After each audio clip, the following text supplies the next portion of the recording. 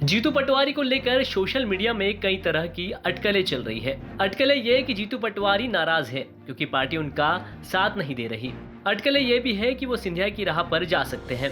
हालांकि जब जीतू पटवारी ग्वालियर पहुंचे तो एमपी तक ने उनसे ये सवाल पूछ लिया और जानने की कोशिश की कि क्या वो कांग्रेस के अगले सिंधिया बन सकते हैं। तो जीतू पटवारी ने कहा कि उनको पार्टी ने इतना कुछ दिया है कि वो इस पार्टी को कभी छोड़ नहीं सकते। कहीं ना कहीं ऐसा लग रहा है, आपका भी जो भाव दिख रहे हैं, कहीं सिंधिया की तर्ज पे तो नहीं आप चलने जा रहे हैं आगे भविष्य में? अब मैं सिंधिया जी दोनों सवाल इतने सम्मानित है कि मैं पहले तो आपकी प्रशंसा करता हूँ कि आपने ऐसे सवाल किए। ये मेरे में और सिंधिया जी में एक बड़ा अंतर है। सिंधिया जी ने पीठ दिखाई है, मैं सीने पे लेके अपनी बात करता हूँ, तो ये कंपेयर नहीं हो सकता कि उनने जो किया वो मैं करूँगा। ये आपका उत्तर हो गया। दूसरी बात, जहाँ तक राजनीतिक क्षेत्र कंपटीशन का क्षेत्र है, प्रतियोगिता का क्षेत्र है, इसमें कमलनाथ जी के नेतृत्व में कांग्रेस पार्टी काम कर रही है, मैं भी काम कर रहा हूँ।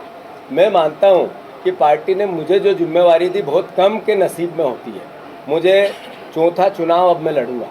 मैं इससे पहले प्रदेश अध्यक्ष रहा, इससे पहले सचिव रहा, फिर अलग अलग केंद्र में मैं 5 जिम्मेवारियाँ निभा रहा हूँ। आज जब मैं आपसे बात कर रहा हूँ, मैं कार्यकारी अध्यक्ष का जहाँ तक सवाल है, पार्टी ने उस पर स्पष्ट कर दिया है, आपको पता होगा उस बात का। तो ये मीडिया डोमेन की बातें होती है कि ऐसी प्रतियोगिता है, ये डाउन करने की बात है, इसको बढ़ाने की बात है।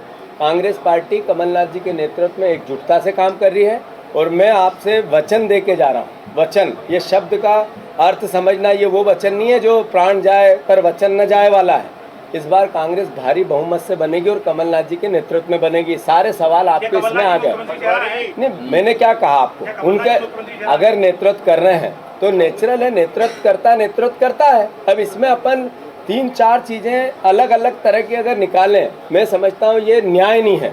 न्याय ये है कि पूरी पार्टी एकजुट है, न्याय ये है कि बीजेपी से जनता त्रस्त है, न्याय ये है कि बीजेपी से जनता लड़ना चाहती है, हम तो माध्यम है। एमपी तक ने जीतू पटवारी से ये भी जानने की कोशिश की कि उन्हें आम आदमी पार्टी की तरफ से कोई ऑफर आया है, तो जीतू पटवारी ने इस सवाल को सीधे इग्नोर कर दिया। महंगाई की मार अब की बार मोदी सरकार वो ये हालात में पहुंच गई है कि अब न चलेगी मोदी सरकार, बहुत हुई महंगाई की मार। आम आदमी पार्टी की तरफ से कोई ऑफर आया है ऐसा कुछ? दरअसल सियासी हलकों में ऐसी अटकलें लग रही है कि जीतू पटवारी पार्टी के बड़े नेताओं के लिए खतरा बन सकते हैं, क्योंकि जिस तरह से उन्होंने खुद को एक प्रभावशाली नेता के तौर पर विकसित किया है, उससे तो यही लगता है कि वो कई बड़े नेताओं को चुनौती देने के लिए तैयार हैं। हालांकि जीतू पटवारी ने सभी अटकलों को सिरे से खारिज कर दिया है और दावा किया है कि कांग्रेस की सरकार बनेगी और कमलनाथ सीएम बनेंगे। ग्वालियर से सर्वेश पुरोहित की रिपोर्ट एमपी तक।